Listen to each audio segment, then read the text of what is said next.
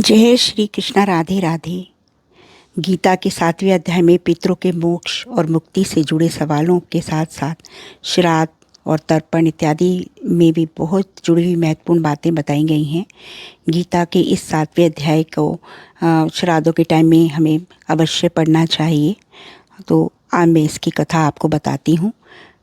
पाटलिपुत्र में शंकर नामक एक ब्राह्मण रहता था। उसने बहुत धन कमाया, लेकिन वह ना तो कभी पितरों का तर्पण करता था और ना ही देवताओं का पूजन करता था। एक बार उस ब्राह्मण ने अपने पुत्रों को अपने साथ लिया और यात्रा करने निकल पड़ा। मार्ग में उसने देखा आधी रात के समय जब वह सो रहा था तो एक सर्प ने कहीं से आकर उसकी बाह में काट लिया।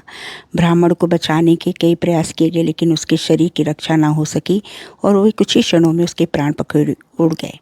मृत्यु के बाद वह प्रेत बना और फिर बहुत समय के बाद उसका जन्म प्रेत सर्प योनि में हुआ। मरने के बाद और सर्प योनि के जन्म लेने के बाद भी उसका मन धन की वासना में ही बंधा हुआ था।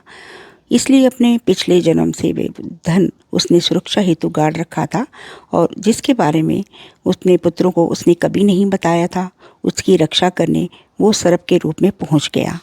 लेकिन कुछ ही समय के बाद सांप की योनि से वह पीड़ित हो गया और सांप की योनि से पीड़ित होकर एक बार उसने सपन में अपने पुत्रों को दर्शन दिए और कहा कि मुझे इस जन्म से मुक्ति दिलाओ। सवेरे उठकर उसके सभी पुत्रों ने बड़े ही आश्चर्य के साथ एक दूसरे के सपन की बातें बताईं। उनमें से मझला पुत्र कुदाल हाथ में लिए घर से निकला और वहाँ उसके पिता सर्प योनि धारण करके रहते थे उस स्थान पर गया।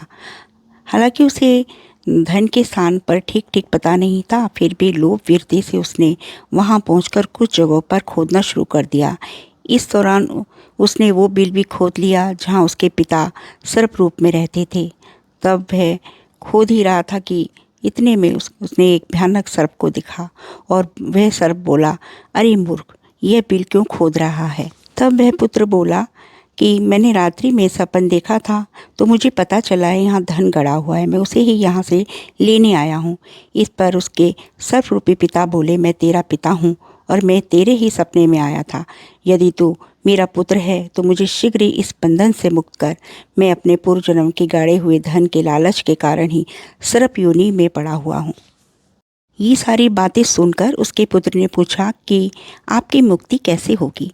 इस पर उसके पिता ने कहा कि मेरे जैसे कर्म है, मुझे मुक्त करने के तीर्थ, वन, तप और यज्ञ भी समर्थ नहीं है। केवल गीता का 7वां अध्याय ही प्राणी की मृत्यु आदि दुखों को दूर करने वाला है। इसलिए मेरे श्राद्ध के दिन गीता के 7वें अध्याय का पाठ करने वाले ब्राह्मण को श्रद्धापूर्वक भोजन कराओ, इससे जरूर मुझे मुक्ति मिल जाएगी।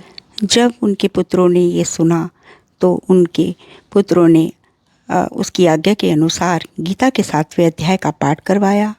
तब शंकुकर ने अपने सर्प शरीर को त्याग दिया और दिव्य देह धारण किया और सारा धन पुत्रों के अधीन कर मोक्ष को प्राप्त किया। गीता के 7वें अध्याय को सुनने मात्र से ही मानव सभी पापों से मुक्त हो जाता है और मोक्ष को प्राप्त होता है। पितृपक्ष के दिन जब भी आप श्राद्ध करते हैं तो आप गीता के 7वें अध्याय का पाठ अवश्य करें। इससे पितृदोष से आपको मुक्ति मिलेगी